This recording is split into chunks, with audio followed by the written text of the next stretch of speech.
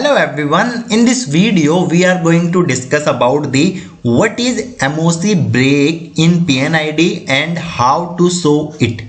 So PNID, that is a piping and instrumentation diagram, okay, and the process engineer is a sole responsible to prepare the PNID with the help of the draftman, okay. So when we prepare the PNID, sometime you will see that in the pipeline we show the MOC break, okay. So what is the meaning of this MOC break and how to represent it in a PNID, that we are going to discuss in this video, right? So let's assume that this line is a DM water line, okay, DM water line, and this line is coming from the DM water pump, right? And so obviously you will write here the PNID number, you will provide here the PNID number, okay, PNID line number or pipeline number you will provide here. So let's assume that the MOC of this line is SS304, okay, and here I am using one control wall, and let's assume that this control wall is your PCV, that is pressure control wall, right? Now what I am thinking that after this control wall my MOC is going to change, okay, and my MOC is going to change, and now this MOC is your CS, okay. Just I am giving you the one example, okay. For example, there could be any other fluid, okay, there could be processed water, there could be steam, or there could be any other fluid, right? And there could be also some other MOC as well. And right now after this PCV I am using here the pipeline MOC, I am using here CS, that is carbon steel, right? So if you will see here, see this side I am using SS304 and this side I am using CS, means in the upstream I am using SS304 and in the downstream of control wall I am using CS. So I have given here the MOC break. This is my MOC break.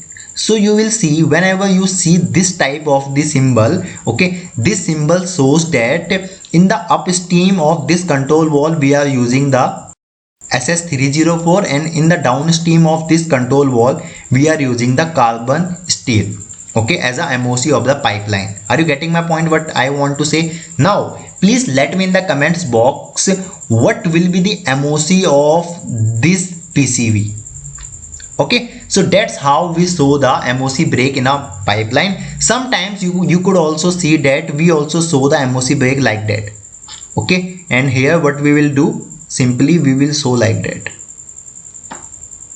okay. For example, in the upstream, for example, MOC is SS304 and in the downstream MOC is CS. So you could also show like that, right?